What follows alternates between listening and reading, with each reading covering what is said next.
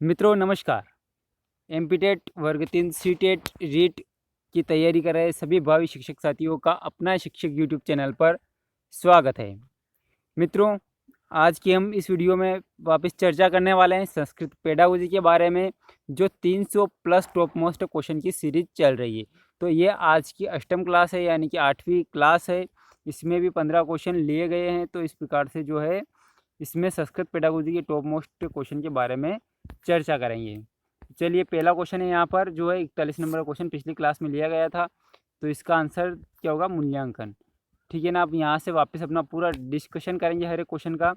देखिए 42 नंबर का क्वेश्चन देखिए, वस्तुनिष्ठ परीक्षाया प्रकारा भवन्ति। आंसर अगर आपको पहले से पता है तो कमेंट में बता सकते हैं।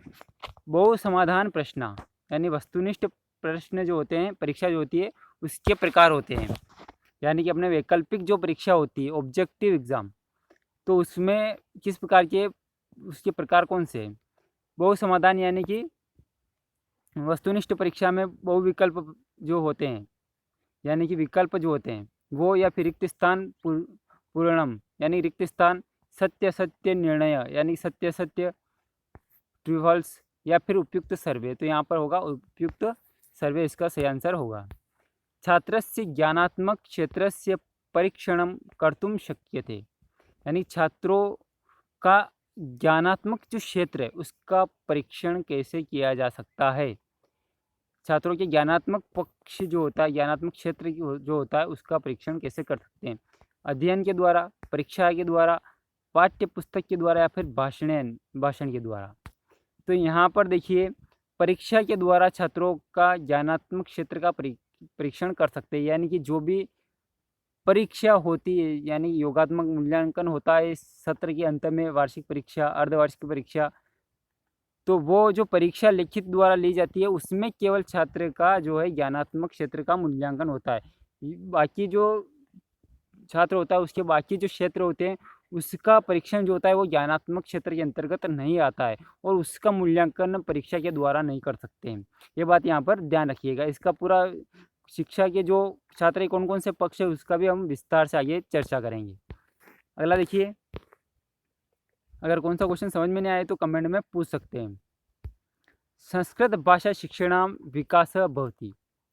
यहाँ पर देखिए, संस्कृत भाषा शिक्षण का विकास होता है। संस्कृत भाषा शिक्षण का विकास होता है। कैसे होता है? कौशल के द्वारा, जो 4 कौशल है, नाटक के द्वारा, पठन के द्वारा है, और दर्शन के द्वारा।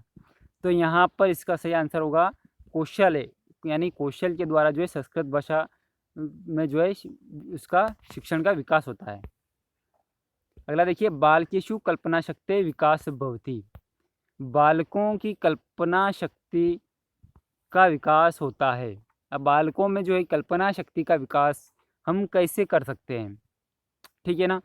तो पहला ऑप्शन है यहाँ पर कक्षा नायक विधि ना, यानी कि कक्षा नायक विधि, यानी कक्षा में एक को नायक बना दिया जाए, एक को मॉनिटर बना दिया जाए, उससे जो है बालकों में कल्पना शक्ति का विकास होता है।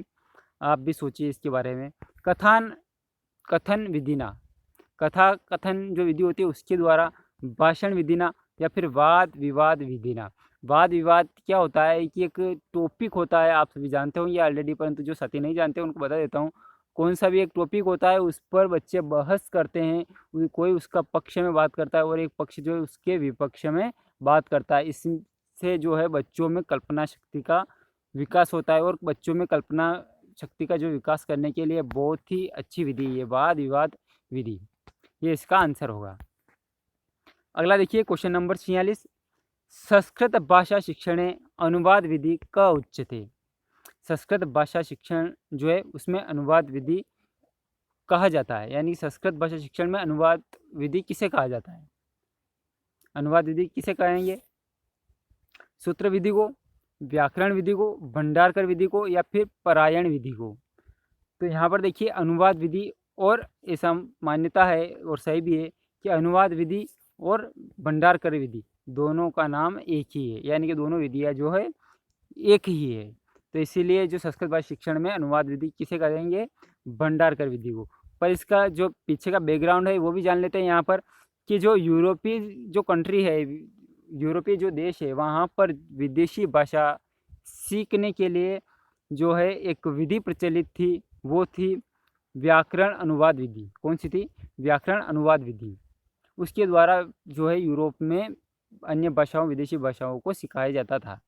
अब वही भाषा भारत में जो उसका जब ये प्रचलन हुआ तो सबसे पहले प्रस्तुत करने, संस्कृत भाषा सिखाने के लिए सबसे पहले प्रस्तुत करने वाले थे डॉक्टर रामकृष्ण गोपाल भंडारकर। उन्होंने सबसे पहले प्रस्तुत किया, इसलिए ये भंडारकर विधि के नाम से भी प्रचलित है। चलिए अगले क्वेश्चन के बारे में चर्चा कर लेते हैं। कुशाग्र सामान्य मंद बुद्धि छात्राणाम कृते क सिद्धांत समुपयुक्त, यानी कि ऐसा कौन सा सिद्धांत है जो कुशाग्र यानी तेज बुद्धि हो, जिसकी सामान्य बुद्धि हो, और किसी की मंद बुद्धि यानी कि सभी प्रकार के बच्चों के लिए एक समुपयुक्त विधि कौन सी है? कौन सा सिद्धांत है? समुपयुक्त कौन सा सिद्धांत है? तो यहाँ पर 4 प्रकार के सिद्धांत दिए हुए हैं। व्यक्तिक विभिन्नता या सिद्धांत, व्यक्तिगत विभिन्नता का सिद्धांत, अनुपात क्रम योगश्च सिद्धांत, अनुपात और क्रम के योग का सिद्धांत, समवाय सिद्धांत और मौखिक कार्य से सिद्धांत। तो यहाँ पर देखिए व्यक्तिक भिन्नताया का सिद्धांत, यहाँ पर ये सही होगा क्योंकि व्यक्ति भिन्नता होती है। अगर कुशाग्र तेज बुद्धि वाला बच्चा है तो उसमें अलग प्रकार के व्यक्तिक गुण होंगे, सामान्य बुद्धि वाले में अलग होंगे, मध्य बुद्धि में अलग होंगे। इसीलिए सभी के लिए एक जो सामान्य सिद्धांत होगा वो व्यक्तिक भिन्नता का सिद्धांत है, लागू होगा यहाँ पर। चलिए अगले क्वेश्चन के बारे में चर्चा कर लेते हैं। संस्कृत भाषा शिक्षण में प्रथम मौखिक कार्य, पहले मौखिक कार्य होता है, तथा लिखित कार्य, और उसके बाद लिखित कार्य होता है। भवेत इत्य संस्कृत भाषा शिक्षण सिद्धांत क, तो यहाँ पर जो है कौन सा शिक्षण सिद्धांत लागू होता है, यानी कि पहले कौन सा हो रहा है? पहले मौखिक कार्य हो रहा है और उसके बाद लिखित कार्य हो रहा है, ठीक है ना। तो यहाँ पर पहला देख लेते हैं, रुचि सिद्धांत, बहुमुखी सिद्धांत, अनुपात क्रमस्य च सिद्धांत और संक्रियताया सिद्धांत। तो यहाँ पर 4 प्रकार के सिद्धांत है, इसमें से सही कौन सा है? तो यहाँ पर जो है सी नंबर का जो है वो सही होगा। इसका रीज़न भी मैं पूरा इसका एक्सप्लेन कर देता हूँ। अनुपातस्य क्रमस्य च सिद्धांत, यहाँ क्वेश्चन को समझ लेते हैं सबसे पहले कि मौखिक कार्यम तद लिखित कार्यम, पहले मौखिक कार्य हो रहा है और उसके बाद में लिखित कार्य हो रहा है, यानी कि सरल से कठिन की ओर जा रहा है, सरल से कठिन की ओर। तो यहाँ पर एक क्रम बन रहा है, क्या हो रहा है? क्रमस्य दिया है ना। अब इसका भी मैं बता देता हूँ। अनुपातस्य, यानी कि शिक्षा में जो विभिन्न प्रकार के सिद्धांत है उनमें एक अनुपातिक मात्रा में सभी देशों पर बल दिया जाता है। और क्रमस्य, इसके साथ में इस क्वेश्चन का सीधा संबंध क्रम से है, ठीक है ना। इसका पूरा नाम है इसलिए पूरा सिद्धांत दिया हुआ है, तो इसका जो सीधा संबंध क्रम से। क्रमस्य, क्रम का ये होता है कि शिक्षण में जो शिक्षण होता है उसमें हमेशा एक क्रम से चला जाता है। तो वो क्रम होता है सरल से कठिन की ओर। पहले सरल बातों को सिखाया जाता है, फिर उससे कठिन, फिर उससे कठिन। तो यहाँ पर जो है मौखिक कार्य सरल है, उसके बाद लिखित, तो पूरा क्रम से चलेगा। कौशल भी पूरे क्रम से ही बने हुए, तो ये क्रम का सिद्धांत है। चलिए आगे बढ़ते हैं। पूर्व ज्ञानात् परम नवीन ज्ञानम प्रदेयम इत्यत्र शिक्षण सिद्धांतस्य किम सूत्रम। क्वेश्चन का मतलब ये हो रहा है कि पूर्व ज्ञान के बाद नवीन ज्ञान देना, यहाँ पर कौन सा शिक्षण सिद्धांत सूत्र है? पूर्व ज्ञान के बाद नवीन ज्ञान देना। चारों ऑप्शन है। पहला ऑप्शन है यहाँ पर सूत्रम सूक्ष्मात स्थूलम प्रति, यानी सूक्ष्म से स्थूल की ओर, ज्ञाताद ज्ञातम प्रति, यानी ज्ञात से अज्ञात की ओर, और संश्लेषणात् विश्लेषणात् प्रति, संश्लेषण से विश्लेषण की ओर, और कठिन से सरल की ओर। तो यहाँ पर देखिए पूर्व ज्ञान से नवीन ज्ञान को जोड़ा जा रहा है। तो यहाँ पर पूर्व ज्ञान जो है ज्ञात है, पहले से जान चुके हैं, और नवीन ज्ञान जो अभी जानना बाकी है, यानी कि वो अज्ञात है।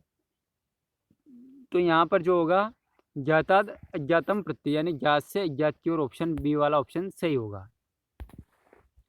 अगला देखिए, इसका आंसर देना है, इजी है पर कन्फ्यूजन वाला क्वेश्चन है, सारे क्वेश्चन पूछे गए हैं। तो इसी प्रकार के क्वेश्चन जो है पूछे जाना है एग्ज़ाम में, इसलिए आपको रेगुलर क्लास जो है अटेंड करनी होगी।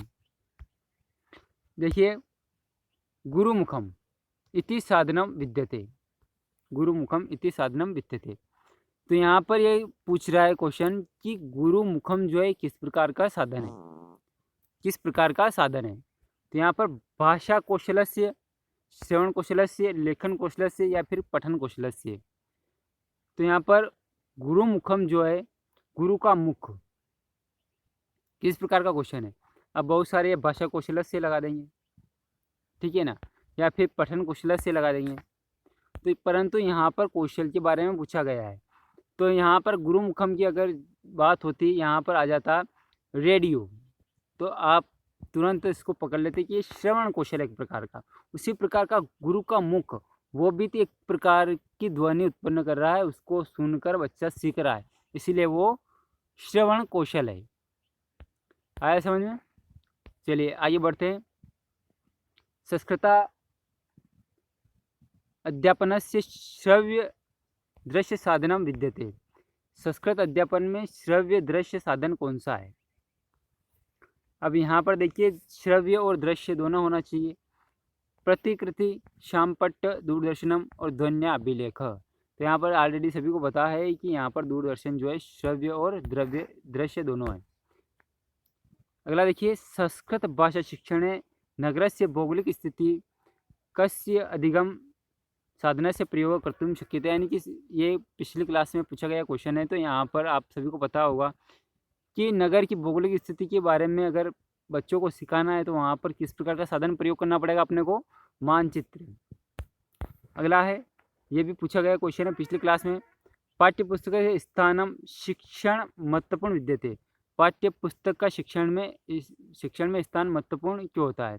क्योंकि ये बालकों के ज्ञान की सीमा को विस्तार करता है, व्यवहारिक ज्ञान देता है, छात्र से स्वाध्याय प्रति रुचि उत्पन्न करता है, और उपयुक्त सर्वे यहाँ पर सही आंसर होगा। चलिए अगला देखिए, शिक्षण विधिनां समीकरणे शिक्षा स्तरस्य उन्नतीकरणे च सहायकं भवति।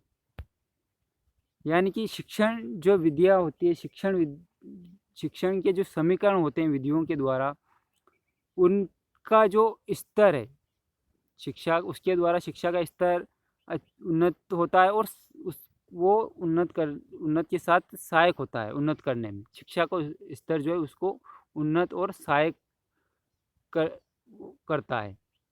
तो यहाँ पर कौन सा साधन है, कौन सा समीकरण है जो शिक्षण विधियों के द्वारा शिक्षा स्तर को उन्नत और सहायक कर सकते हैं। पाठ्य पुस्तक के द्वारा, मूल्यांकन के द्वारा, गृह कार्यम के द्वारा, अध्यापनम। तो यहाँ पर इसका सही आंसर होगा मूल्यांकन के द्वारा जो है, क्योंकि शिक्षण विधि कितनी सफल है क्या है तो सभी बातों का पता मूल्यांकन के द्वारा ही चलेगा, इसीलिए जो है मूल्यांकन के द्वारा पता कर सकते हैं। छात्राणाम गृह कार्यस्य मूल्यांकनम भवितुम शक्नोति। यानी छात्रों को गृह कार्य देना ये किस प्रकार का मूल्यांकन होता है। अब वो बाहरी मूल्यांकन होगा, बाह्य मूल्यांकन, साक्षात्कार होगा, या फिर आंतरिक मूल्यांकन होगा, या फिर संभाषण होगा। तो यहाँ पर साक्षात्कार तो होगा नहीं, क्योंकि गृह कार्य की बात हो रही है, और संभाषण भी नहीं होगा। अब बचा है बाहरी मूल्यांकन और आंतरिक मूल्यांकन। तो यहाँ पर स्पष्ट कर देता हूँ कि बाहरी मूल्यांकन जो है बच्चे का व्यक्तित्व के बारे में मूल्यांकन करना बाहरी मूल्यांकन होता है। तो गृह कार्य बाहरी मूल्यांकन नहीं हो सकता, इसलिए यहाँ पर होगा आंतरिक मूल्यांकन। अगला देखिए, श्लाघा परीक्षा भवति। श्लाघा परीक्षा पिछली क्लास में बताया गया है, इसका डेफिनेशन श्लाघा परीक्षा क्या होती है। तो क्या होती है, यहाँ पर मौखिक परीक्षा के अंतर्गत आती है, लिखित परीक्षा के अंतर्गत आती है, या फिर दोनों के अंतर्गत, उभय अंतर्गत, या फिर प्रश्न अंतर्गत, यानी कि प्रश्न के अंतर्गत आती है। तो यहाँ पर श्लाघा परीक्षा जो है एक प्रकार की मौखिक परीक्षा ही है, शास्त्रार्थ परीक्षा भी बोलते हैं इसको। तो यहाँ पर ये आएगी मौखिक परीक्षा के अंतर्गत। धन्यवाद दोस्तों, जय हिंद जय भारत। मिलते हैं एक नई क्लास के साथ कल वापस, और जारी रखिए।